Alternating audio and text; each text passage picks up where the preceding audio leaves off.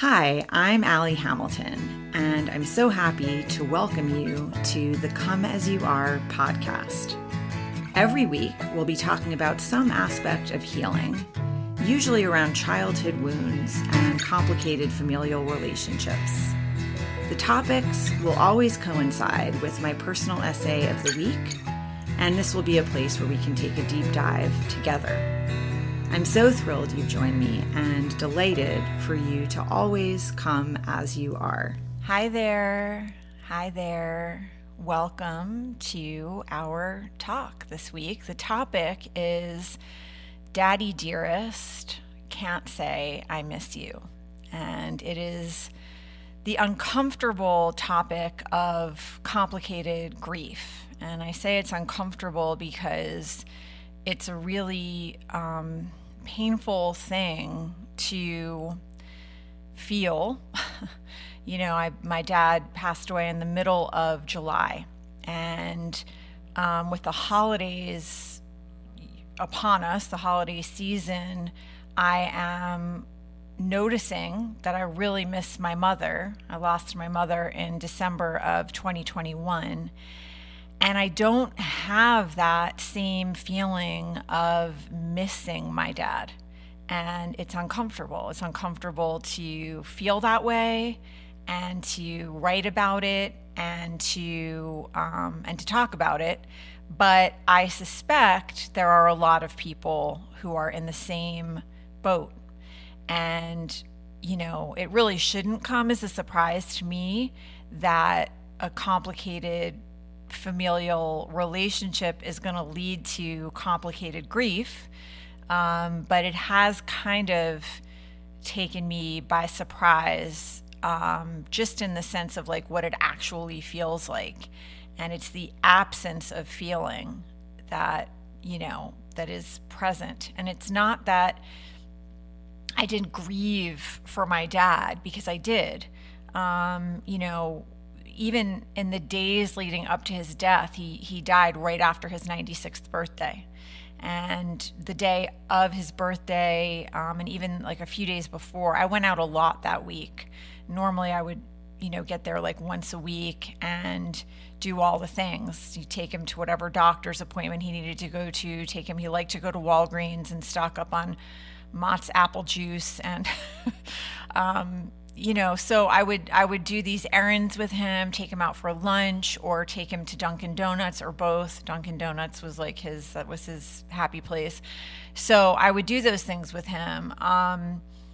There was, and I wrote about this, but there was a day where I went and did all those things with him and realized this is going to be the last day that I do this with him, because it wasn't safe to have him out in the world on my own anymore, even with the walker that he didn't want to use. My dad was really obstinate. He was, not one to apologize. He was not one to, just to own it, when he made mistakes. He had a flash rage, which I was writing about. Very impatient man. And he would curse and yell and raise his voice. And I have to say that even now, as a grown woman, the sound of my father's raised voice it was awful for me. Like, it was really, like, on a visceral level, just really painful even now to experience.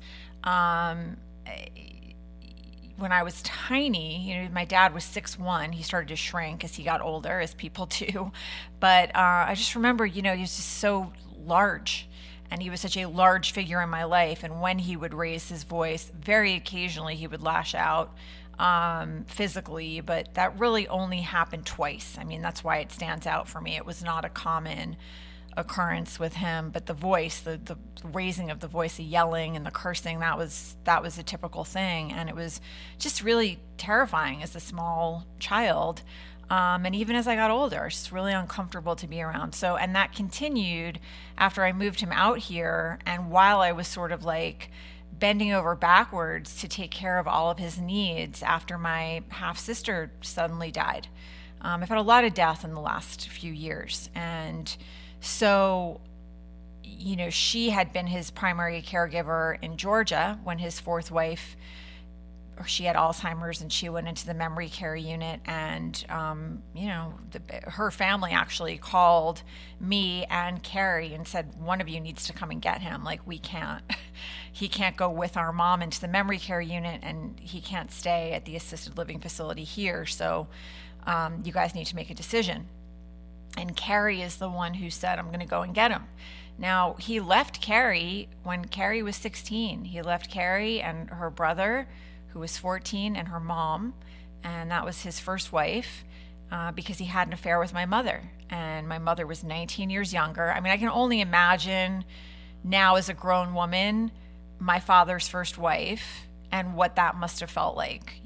He left her for a young woman who was 3 years older than their daughter.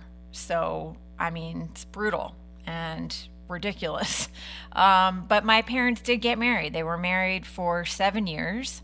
And my mom used to tell me as I was growing up that they were blissfully happy for the first 4 until she got pregnant with me. And in her 7th month of pregnancy, he started cheating on her. And she found out when I was 3 months old. So the pattern continued. I think he might have had a pause there for a little while, and then it picked back up. And according to Carrie, my mother was not the first affair that my dad had had.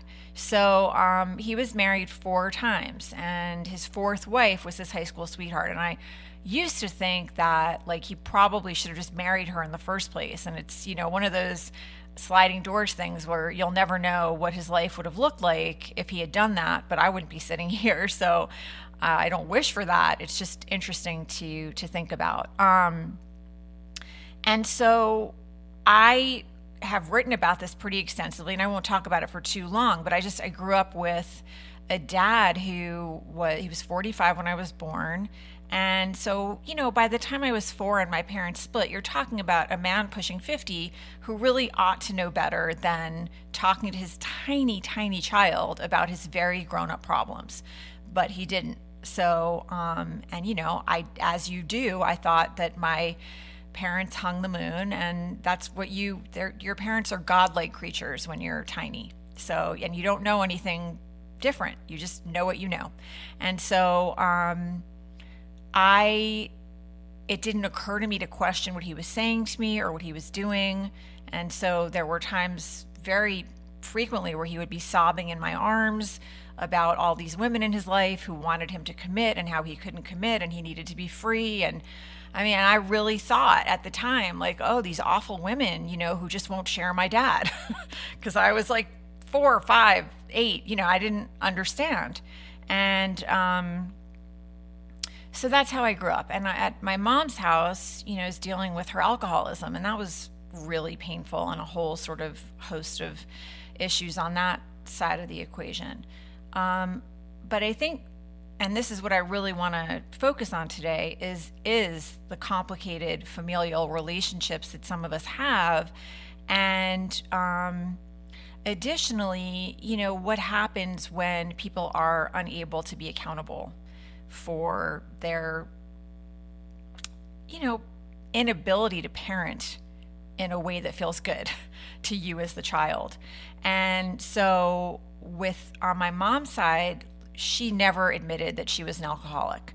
She did once when I was about 31 or 32. She, in the course of a conversation, very casually said, I know I'm a high functioning alcoholic, and continued on. And I was like, whoa, wait, time out. Just a minute, please back up. What did you just say? And then the next day she was already backpedaling and taking that away. So she said it once and that was it. But it was really painful, and she had a lot of rage. And this is the thing about our parents that I think is for everyone, right? Is your parents are just people, and you are showing up. And now as a grown up, right, if you're listening to this, I'm going to assume you're a grown person. You understand that there's a whole timeline going on here. And, if you have children, they've arrived at whatever point in your life they've arrived, and you have whatever tools you have. You figured life out to whatever degree you figured it out. And it has nothing to do with them. They arrive, and hopefully you're ready, and you are receiving them with the joy and gratitude and excitement and amazement that every one of us deserves to be met with, when we arrive here. But it really depends on where you are in your own life, how capable or not you are to do that. And in my parents' case, and maybe in yours, they were very ill prepared to do that. Now, my mother was 24 when I was born, so I give her a lot of latitude, because I think about where I was at 24, and if I had had my children then, I know I would not have been the mother to them that I have been. I just didn't have the emotional experience. I hadn't been through enough. I didn't understand myself enough. I hadn't done enough healing, and I didn't have the same tools to self-regulate. I just didn't have all the things that I had by the time I was 36, which is when I had my son, and 39 when I had my daughter. I wasn't, 24, I would have had a lot less to draw from and rely upon in my own emotional, self than I did at the time that I had my children. So I can look back and say, my mother was a kid, and she lost her dad when she was 13. And I think, she had a lot of trauma around that was never really, my mother was not the kind of person who was going to get therapy. She was not going to have the hard conversations. She didn't like to dwell on, emotion, or she was never wrong. She would not apologize. She was tough. She was really smart. I loved her with every, fiber of my being and cell in my body. I loved her. But she was really tough, and she was, I think, and I'll never know for sure, because she wouldn't have this kind of conversation, but I feel 99.9% certain that one of the biggest issues between us was her, I believe, subconscious feeling that I had caused the end of her marriage to my dad, because she really would tell me many times over that they were so blissfully happy for 4 years until she got pregnant. And so maybe it was more conscious than I think, but certainly the pregnancy was sort of the beginning of the end for them. And I think that there was a 19-year age difference there, so I don't know how much of her relationship with my dad had to do with losing her own dad at 13, and that hurt 13-year-old that lived in my mother and called a lot of the shots a lot of the time. I think that on some level she blamed me for taking her dad away again, or destroying the love of her life. I think that was there under the surface and swimming in the waters with us, and unacknowledged, unspoken, and it wreaked a lot of havoc. And so when she would drink, that is what was unleashed much of the time, and that is what would come at me. And she was emotionally, abusive and physically threatening, and that she crossed the line a number of times. So I grew up in that kind of uncertainty and fear. And she was not one to heap on verbal praise. She wasn't affectionate, so she wasn't like a hugger. She wasn't a kisser. She wasn't like that. So it was hard. I really grew up thinking my mother didn't love me, and there was something broken at my core because my own mother couldn't love me, and I didn't have the, insight or perspective to really not be taking that personally as a kid. We don't, right? We don't have enough life experience to understand, my mom is just a person who has a lot of stuff she's not dealing with, and it's wreaking havoc here. We don't know that yet. And with my dad, it was just, it was just as much a mess. But as a grown person, and when I had my own children, and when, the older I got, the more I was looking at these two people, and my compassion for my mother grew and grew and grew. And my compassion for my dad really began to shrink, because he was a lot older and he really should have known better. And even at the time when I was 13 and I had the language to say, I don't want to have these conversations with you anymore. I don't want to go on your dates with you anymore and then come home and lie to my stepmom. I don't want to be your wingman, your wing child. Like, I don't want to do that anymore. And, I started to have the language to say to him, like, your job was to take care of me. I'm not supposed to be taking care of you. And my whole childhood was about that. And I can't have it back. Like, it's gone. My childhood is over.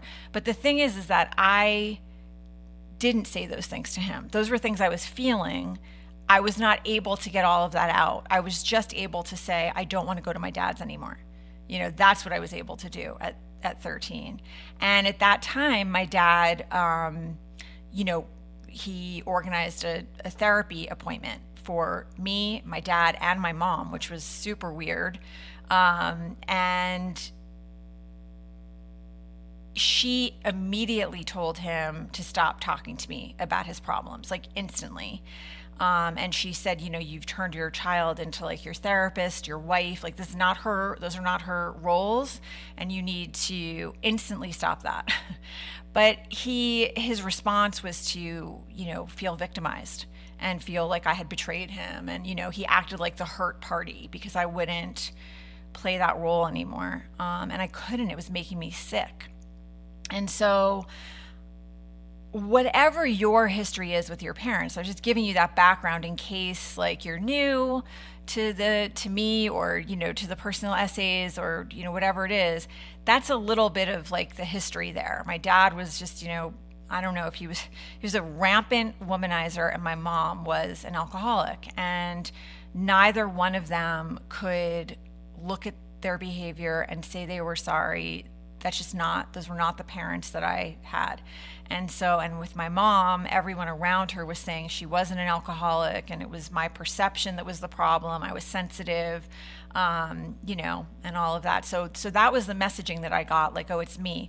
I'm overly sensitive. Everyone's telling me my mom's not an alcoholic. She's a social drinker.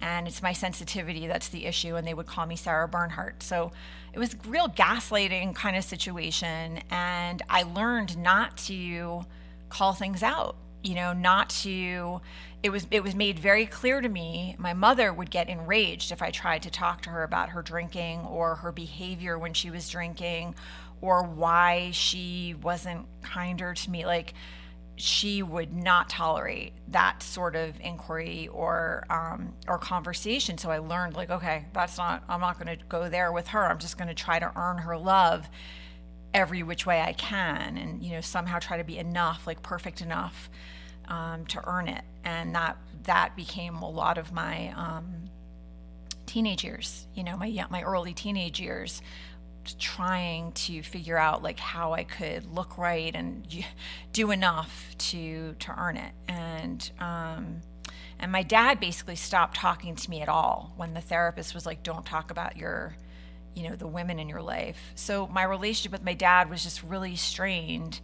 and I had a lot of rage toward him and nowhere to put it because he certainly wasn't gonna receive it. And so I had all kinds of things, migraines and eating disorder, and it was not a good time. Somebody who read the personal essay this week said, I'm in awe of your resilience. And I have to say that,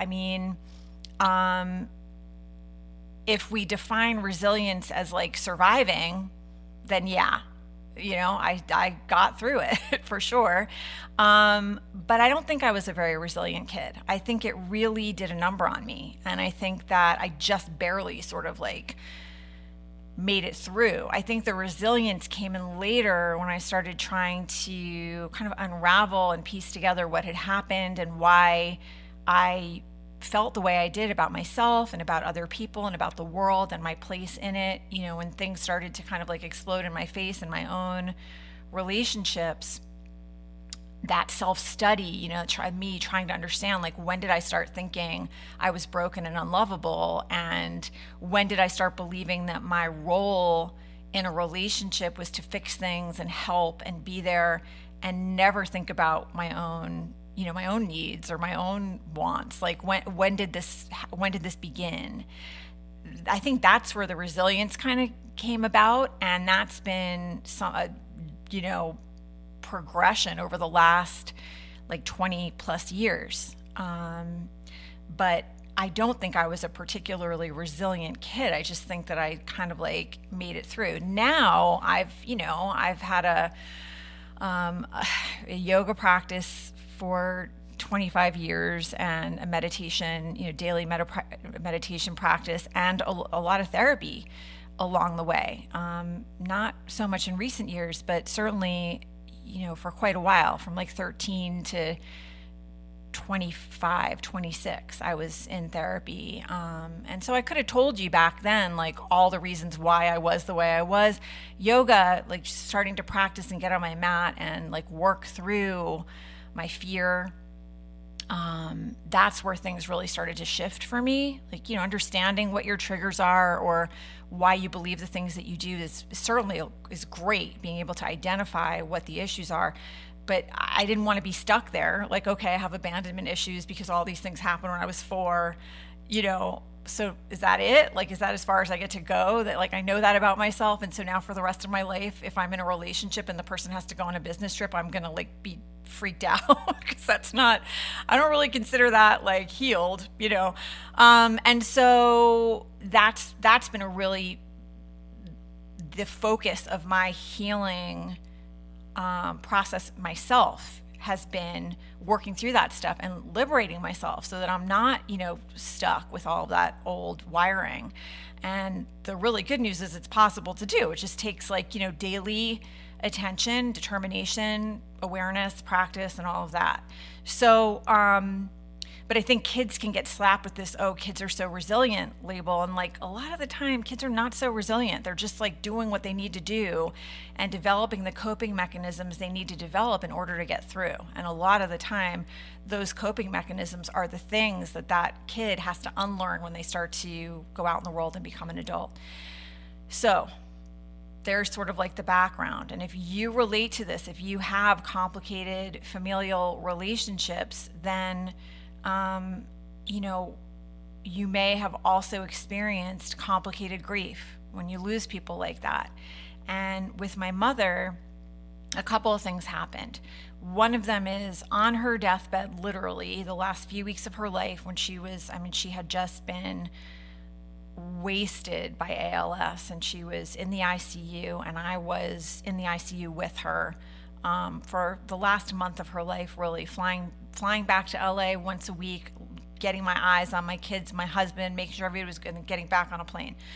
And in those last few weeks of her life, we were finally able to heal.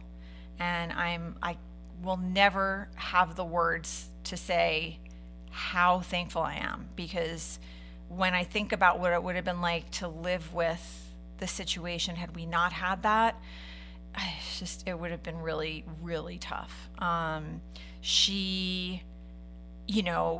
ALS, if you don't know about it, is it's a motor degenerative disease that slowly takes everything from the person. So for her, it affected her throat first, her throat muscles, and she started to have a hard time speaking, and then swallowing, eating. It just took one thing away after another.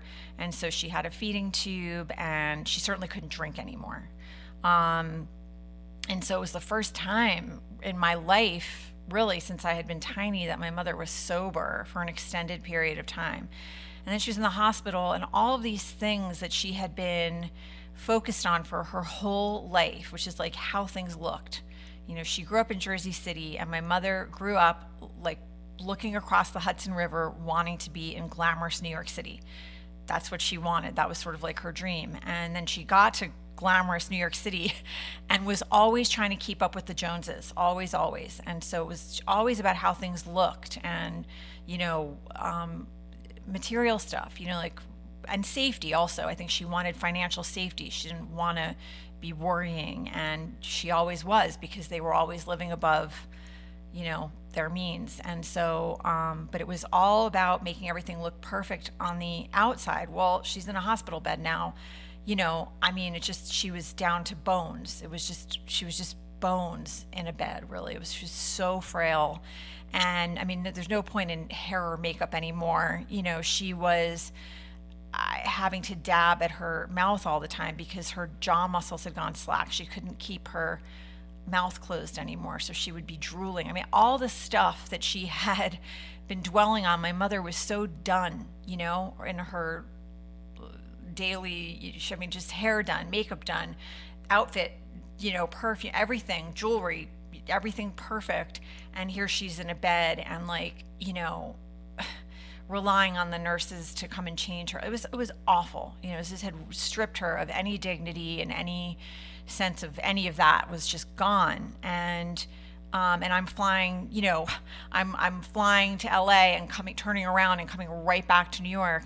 And I think that she just realized finally, my daughter obviously loves me, and for the time that I moved to Los Angeles, which was 2001, until the end of her life, I think she felt like, and these were I needed boundaries, which if you've ever loved an addict, you'll understand that.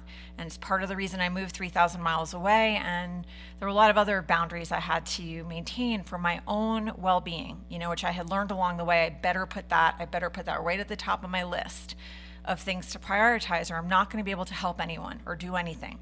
And so, but my need for boundaries, I think the 13-year-old version of my mother received as rejection. So, and meanwhile, I had grown up feeling, totally rejected by her. And so we're at the end of her life, and I think she just finally realized, why would my daughter be flying back and forth this way, advocating for me? I was the point person at the hospital with the social worker, with the entire team of doctors. I did not stop. I was, in absolute just, I don't know if you ever saw Terms of Endearment, but Shirley MacLaine in the hospital for her daughter, it was flipped. I was there fighting those battles for her every step of the way. I was her health proxy. She made me her health proxy. So I think she just finally realized I think it was the drinking that was keeping us, apart. It finally landed. And I had conversations with her. She couldn't speak, but she could nod. She was in there. It takes your, it takes your speech, and it takes your motor function, and it takes all kinds of things away from you, and eventually your ability to breathe, but it doesn't take your mind away. And so she was in there, and I was able to, say to her, Mom, I need to make sure that how much I love you and how much I have always loved you every minute of my entire life. That has never been the issue. I have never wavered, not for 1 second. It was the drinking. Do you understand? And she's nodding and shaking my head, and squeezing my hand. And, they're such small things, but for me, they're huge. This is of course during COVID, and we're in the ICU, so I'm masked all the time, but we're in a private room, and she at one point started trying to pull my mask down. So I pulled my mask down, and she stroked my cheek and just looked at me. I just with so much love, just pure maternal love. And it happened twice, and I think the last time she did anything like that, I was probably 2. So it was just incredibly beautiful and painful and, healing and heartbreaking and all of the things wrapped up in one. But we got where we needed to get, finally, the two of us. And so when she died, it was horrendous. And there's a lot of it that was really traumatizing that I don't think I can talk about right now. But emotionally speaking, I had some peace with it, and the grief that I experienced after she went was, it was unbelievable. And some of you know exactly what I'm talking about. I had the first panic attack I'd ever had in my life.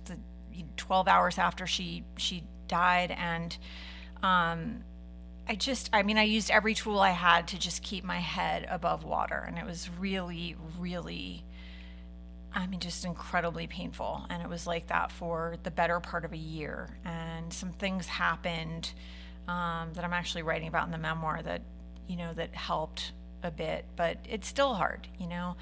The thing is, I miss my mother all the time. I was always in the habit of calling her if I was alone in the car. That went on from the time I moved to Los Angeles until she couldn't speak anymore. Anytime it was during the day, and I knew that with the 3-hour time difference, she wouldn't have started drinking yet in New York, and I dropped my kids off at school or whatever it was, anytime I had a bit of time, I would call her. That was my habit. And sometimes I would call her a couple times a week, and we would, sometimes talk for an hour, and we would be laughing. Like, when it was good, it was good. But there would be other times that she would be in a, bad mood, or like it wouldn't go well, and I'd just get off the phone. I never called her if it was like past 5 in LA, because like 8 in New York, and I knew that Chardonnay would have been out already. So I had all these like systems to sort of keep myself safe and well and still have her in my life. And when she came out to visit, I would have her in a hotel a few blocks away. And I used to have her in the house, but then she got falling down drunk in front of my kids when they were old enough to like not, miss it.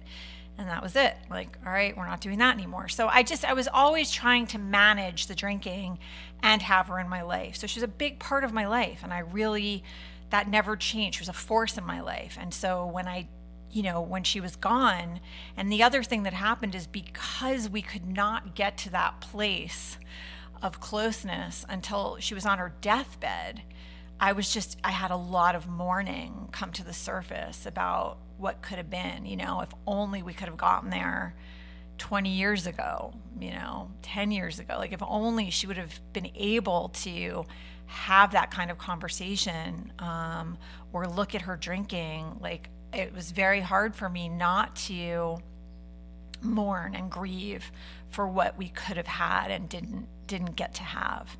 I'm super grateful for what we did get, but it was painful, and I feel her around me all the time. I miss her. I could cry anytime. Like, I could just think about how much I miss her and start crying right now, anytime, all day. I don't have that with my dad. And I think I realized that this, as the holidays were starting, like, once again, I'm missing my mom, and this is really interesting. Like, I'm not missing my dad. And I could have kept that to myself. I don't have to talk about it or write about it or share about it. But I really believe in my heart there are a lot of people who go through this, and it's not a good feeling, kind of like, for me at least, I won't speak for anyone else, but, I just was like, oof, like, I feel uncomfortable. And it's just that feeling of like, does it make me a bad person that I'm not missing my dad? But when I actually, stepped back from that, and that's one of the gifts of the yoga practice, right, is to like sit with your feelings instead of like, ooh, I don't like this feeling, I'm going to just kind of like walk away from that because that doesn't feel good.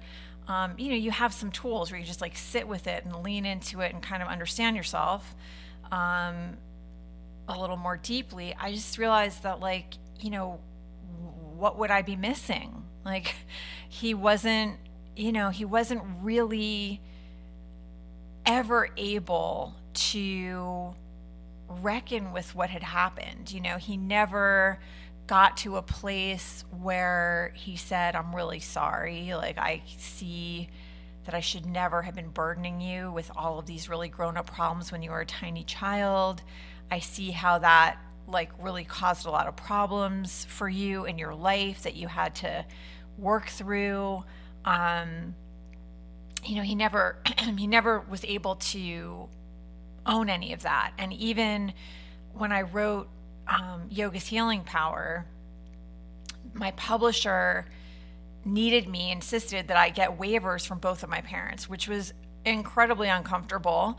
And it meant that I had to send the manuscript to each of them, and they had to sign a waiver saying, okay, I'm okay with this. Now, I don't know if if you haven't read Yoga's Healing Power, it scratched the surface. I mean, I have written so much more about my childhood since my mother passed, certainly, and since my dad passed. I feel like the floodgates opened, and I think that they were closed because I didn't want to hurt either one of them. There was never any feeling for me of like, looking for revenge. It's like there wasn't going to be room for meaningful conversations. I had tried. It's not like I hadn't made many attempts to have some real conversations with both of them, but neither one of them was available for that type of thing. I think for my mother, her whole life was predicated upon not going there. I think that she really had, her whole foundation was built on, I'm not poking that bear, I'm not looking under that rug, I'm not opening that closet door, I'm not doing that. And I think she thought if she had done it, it would have done her in. But as I feel this so strongly, it's the not going there that does people in. It's the not being willing to just allow yourself to feel whatever it is that you need to feel that is human and real. That's the stuff that does you in. It's the contraction against the real human feelings that are coming to the surface. That's the stuff that creates the dis-ease, right? But she didn't get there till the very, very, very end of her life. And I laugh because it's so my mother. She was not ever wrong. And I just not till she got to her deathbed was she gonna maybe open up the possibility that, I might have gotten this wrong. It is kind of humorous. But with my dad, he just never did. And I think he hurt so many people, not just me, but his children from his first marriage, all of his wives. I think his fourth wife, his high school sweetheart, I think by the time they got together, he was in his late 60s. I think he had slowed down. I certainly hope so. So I think that they had good times together. But I think he was a difficult man to love, no matter what. And even with Carrie, who had every reason in the world not to show up for him, I remember the time where she went and got him. They were in an assisted living facility in Pennsylvania. And she had already moved him once from the place they were in North Carolina to this other place in Pennsylvania that had better memory care for his wife. And then when her family called and said, you got to come and get him, she went and got him again. And I remember, and my mother was dying at this point. So, and Carrie and I have two different moms, same dad. And so, Carrie said to me, and she and I had only been talking for a year at this point, and only because I had asked my dad to reach out to her because he was in his 90s, and I thought we're going to start to need to have some conversations together as things come up. So, Carrie was doing all these, and I was really intrigued, kind of what is driving her to do this for him? And the only thing that I could really imagine, not knowing her that well, is that she was trying to heal some childhood wounds, and she was trying to get some closure with my dad.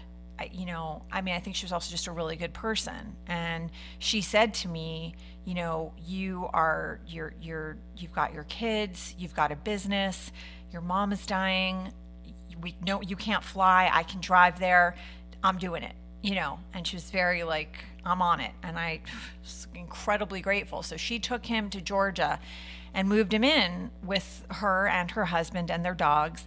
And he was a nightmare. He was not consistently kind, considerate, grateful. No, he was, he kicked their dogs. He yelled at her for trying to control him because, as I found out when I had to take over all these things, he had veterans benefits. And when you get past a certain age, in order to receive your veterans benefits, you need to have a custodian. You've got to have somebody receiving those funds on your behalf. They're yours, but this other person has to be there sort of overseeing. And the reason they do is they don't want any of these veterans being taken advantage of. So many scams, totally get it, but it's a real thing. And so she had done all of that, and you have to go through a criminal background check, a mountain of paperwork, and she had gone through all the things and opened the account there in Georgia and got him. She found him after 9 months, an assisted living facility nearby, and she was going to see him once. She was doing all the things I ended up doing in California when I moved him out here. But neither one of us for a moment thought, I was very much talking to both of them all the time. Carrie and I would have our own conversation. She would confide in me about all the things that my dad was doing and yelling at her. And I couldn't believe it because she was really coming to his aid to such a huge degree. And I said that to him. Now, this is the sort of last topic I want to get at here, because if you're resonating with all of this, then this will also be something that might be worth thinking about.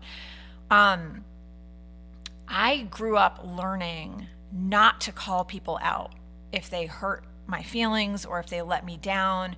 The message I got from both of my parents was, if I tried to have any of those kinds of conversations, it was met with rage. So I was not allowed to question, or even feeling sadness, or I was not allowed to. There was no space for me to express anger or sadness, and if I did, it was shut down immediately. I was punished. So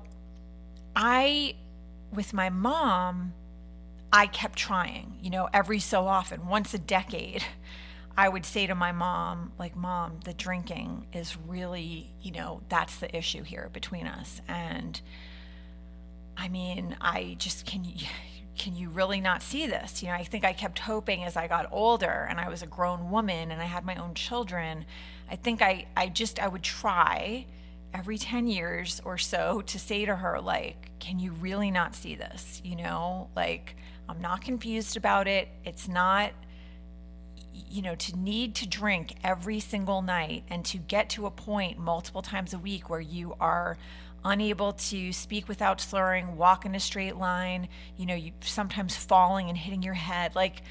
Are you really not able to see there's a drinking problem here? Wouldn't do it, wouldn't see it, still get enraged with me.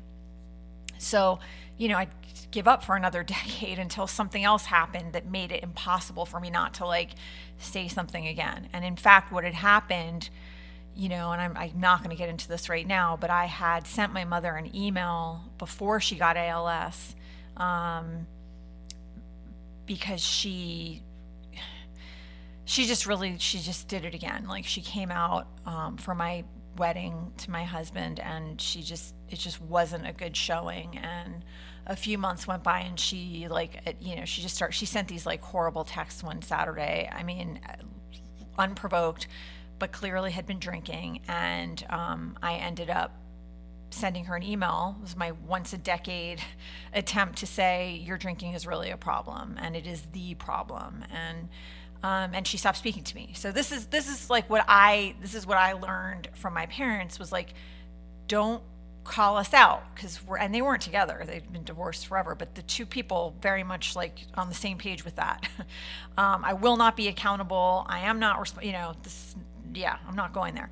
So in my life, I am, I've had to really work hard on learning how to have meaningful conversations and get a little more comfortable with confrontation, because I wasn't comfortable with it. I had been shut down so drastically that whenever anything would come up with anyone, if even a close friend hurt my feelings, I would try to do the math on both sides of the equation. Meaning somebody, let's say a close friend hurts my feelings, and I'm oh, okay, that really hurt, but I'm sure I'm just taking it personally, or they didn't mean it that way. If I were to tell them, they would feel so terrible. Like, I'm just gonna like forgive and move on and like that. And you know what you're doing when you don't call somebody out, and you don't have to do it in anger. You can say to somebody, hey, I've got to talk to you because that really like hurt my feelings, or didn't feel good, or I'm really confused about what happened there. When you don't do that, you are denying the other person and yourself the chance to have genuine intimacy and trust, right? Like, being able to work through this stuff is the benchmark of like a really meaningful friendship and relationship. And when you can't do it, there is no real intimacy available anymore. So I never, at a certain point, you know, other than with my mother, I never gave up. I had sent her that email, and she actually, what ended up happening, she didn't speak to me for a few months. And then when she started to have problems with her speech, she blamed it on my email. So it's like the most gaslighting thing that ever happened in my life. Which I'm writing about in my memoir in depth, so I won't go into it too much here. But with my dad, I had long ago given up trying to have any kind of conversation about what had happened, because he would play the victim. He would pout. He would act like the victimized party, you know, being called out on something. When I had to get the waiver signed, I sent him Yoga's Healing Power, which again, like, I just barely scratched the surface. I never used the word alcoholic in the whole manuscript. I said my mother loved Chardonnay. I think that's how I handled that. And I said my dad loved women. I mean, it was so mild. But he did sign. He signed the waiver, and he said, and so did my mother. And he said, you know, it feels like another lifetime. I don't even remember most of what you've written about, which is like very unsatisfying. I mean, I was grateful that I got to, you know, have my book published and that he didn't sort of block me and refuse to sign the waiver. But it wasn't like a satisfying sort of apology or anything like that. And with my mom, she said, you know, there were certain things that I really didn't like, but I'm going to imagine that people understand there's more than one perspective on any story, and I'm signing, which was, that was like, you know, more meaningful. So what happened with my dad is I just could not have any sort of, there was no depth there in the relationship. I did not count on him. I didn't feel safe with him. He did and said ridiculous things as I got older. When I was a teenager, he liked for men on the street to think we were a couple, which is disgusting on every level. And he would say it, you know, out loud. And he only stopped saying it because finally, when my son was 8 months old, and I wrote about this in the personal essay this week, he came out for a visit. It was just like a really not good visit. And one of many of the things that happened that weekend is we were going down in an elevator with this young couple. I had my son in the ergo and the baby carrier. My dad's there. And so I would have been 36. Yeah, I would have been 36 at the time. And my dad would have been, I don't know, whatever 36 plus 45 is. Okay, I can't do that math right now. Old. And so we get off the elevator, and, you know, the couple walks away, and he says, you think they're thinking to themselves, how'd that old kook get that hot young one? And I'm like, ew, no, Dad, I think they're thinking you're grandpa. And he was like, very like, oh, you know, victim again. So I do think that was the last time that he said something like that to me, though, because it was the first time I had basically just said, like, that's disgusting, you know, and ugh. So there were so many examples like that, but I had stopped calling him out, and I had just kind of given up on that relationship. It just didn't, he wasn't going to have any of those real conversations with me. So I didn't cut him out of my life, but I wasn't close to him, and I didn't share with him. He would project and assume things all the time. And I wrote about that too. You know, my first husband, like that same visit, I went to teach a yoga class, and my dad and my ex-husband took my son for a walk while I was teaching, and my ex-husband ran to get a taco from a taco truck. He asked my dad, can you walk with the baby for a while, because he was asleep? I'm going to run and get a taco and come back. And, you know, my dad later, he was gone for 20 minutes. My dad grabbed me that night and said, I think he's seeing someone. You know, he took off during our walk and he was gone for like 20 minutes. And I'm thinking, like, really? Like, you really, that's something maybe you would have done to leave a walk and somehow go and hook up with someone in 20 minutes and come back. But like, most people don't operate that way. So it was very exhausting to deal with him, but I didn't want to cut him out of my life. And I didn't really have him in my life that much. It was like once a year until my half sister died. And it was very sudden. She had a stroke. Her husband did not think I should move my dad out to California. He said that he was sure that the stress of dealing with my father is what had ended her life, and that he was worried about my health. And, you know, and I couldn't imagine, when Carrie would talk to me about the way he was treating her, I thought, well, that must be like the way their dynamic is together. I just can't picture my dad yelling at me like that, you know. And I was so wrong, because everything that she went through, I went through. We moved him out here. My husband, thank God, like helped me get his room set up, and, you know, we got him from the airport and we did all the things. But he fought me like tooth and nail. Even with the airport thing, he didn't want us to pick him up. He wanted to fly from North Carolina to LAX with his, you know, belongings, and take the bus to Van Nuys and then walk to the assisted living facility. This is a man who needed a walker. So just picture an old man with a walker and a suitcase walking like 2 miles. I mean, it was absolute madness. And when I said to him, absolutely, Dad, that's just not even a possibility.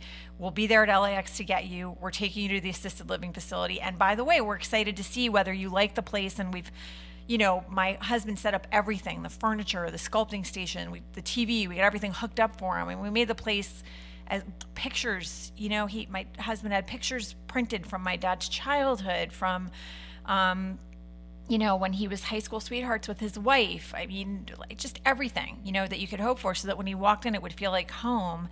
And so I said, we're coming to get you. We'll be there at LAX on the other end. I had gotten the Delta, you know, they have, when seniors fly, they'll make sure somebody meets them at the front of the airport. And my cousins had taken him to the airport, were meeting him with the Delta person. They wheeled him to the gate. They got him on the plane. And then on the other side, they're there to meet him and bring him, you know, to us. And even that, he said to me, he started yelling at me. Well, then I'm not coming. You know, I'm going to stay. If you're going to start telling me how what I have to do and how things have to be, and I was just like, Dad, then don't come. Then don't come. If you are not going to be reasonable, I'm not leaving you to arrive at LAX as a 95-year-old man and take the bus to Van Nuys. Like, I'm not going to do that. So if that is what you're going to insist upon, then you should stay in Georgia. I'm not going to do that.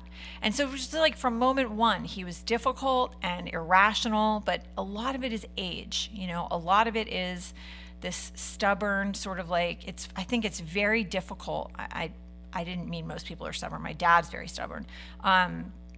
I think it's really painful to grow old and lose the ability to do the things you've been doing for yourself for your whole adult life, like manage your finances and decide how you're getting from point A to point B. You know, it's demoralizing. It's you kind of strips you of your dignity and your autonomy. And I really have a lot of empathy for people in that situation. And I really tried not to take things personally with my dad when he would lash out, because I understood it's not personal. It's his pride. It's his anger over just losing the ability to take care of himself. He didn't want to be in an assisted living facility. He wanted to be in an apartment. I'm like, you need the help. Like you're on medications, you need somebody, like you need the meals prepared. Like, I'm not going to be able to do all that. And, so it was tough. He made it hard to help, and it's already hard to help. But when the person's fighting you on things, it's like, it makes it harder. And so it was just really difficult. And I realized what Carrie had been through with him for the year, because he would yell at me and he would curse, and he would, I'd go to get him to take him to a doctor's appointment. He'd want to leave the walker in the car. And I'm like, Dad, if you fall, like that's on my watch. This is still a man who's taller than me. And I mean, it was just, I'm not doing that. And he would get very angry and raise his voice. And, sometimes I would have to say to him, if you are going to yell at me, I'm not coming to visit. Like, I'm not going to tolerate that. I treat him a little bit like just boundaries and positive reinforcement, and, and a withdrawal of, visitation if he was acting like out of control. So it was hard. And that went on for the whole, better part of the year that he was here. And at the same time, when he went, and in the week leading up to his death, I was really sad, because he's still my dad. It's the only dad I'm going to get. I have a stepdad, but this is my dad. It's different. And, so yeah, if you are someone who also has really complicated familial relationships, chances are you're also going to experience complicated grief.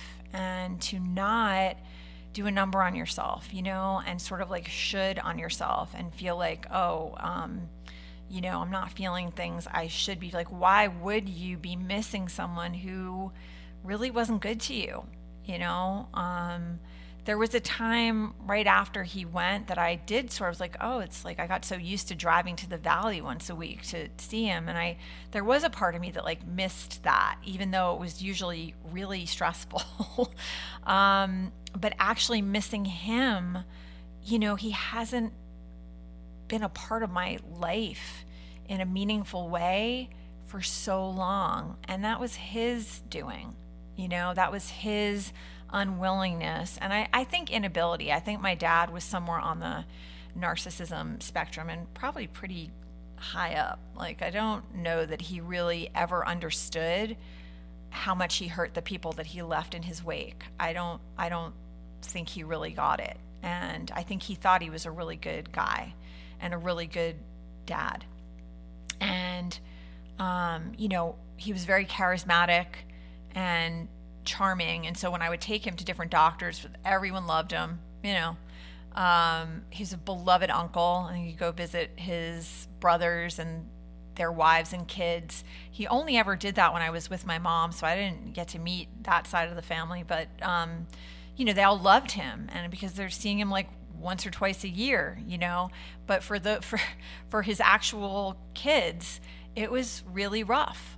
His son doesn't speak to him at all, and hasn't for decades. And, I get it.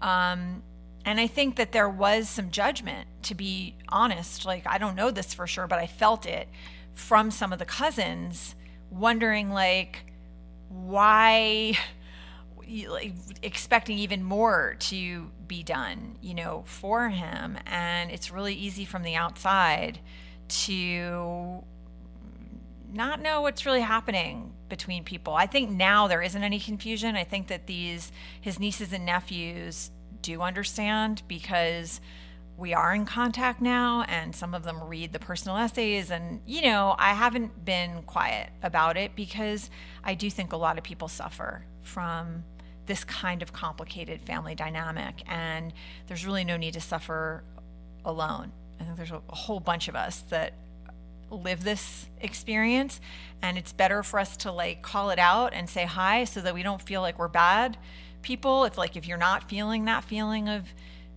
missing someone who didn't treat you well, that probably makes you sane. And it probably means you have, like a correct idea about relationships and how you want to be treated, and what you're willing to tolerate and not tolerate. That's probably a good sign, even though it doesn't feel good. And I did grieve for my dad. It's not like that didn't happen.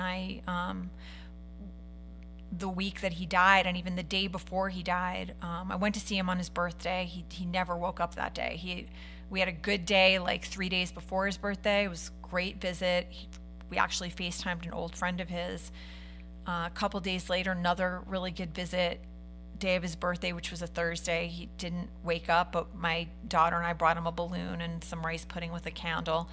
And on Friday, I texted the hospice team and I said, I have a bad feeling like he's just going to go to sleep and that's going to be it. Like, that's where we are, right? And they didn't want to say yes, but he died at 3:00 that morning. So I could feel it, and I was really sad. And when I drove out there, I felt like I should go and be with his body, even though I knew he wasn't going to be in it anymore. And I told him I loved him, and I cried, and I left a little note with his body, and I took his wedding ring. Like I did all the things, and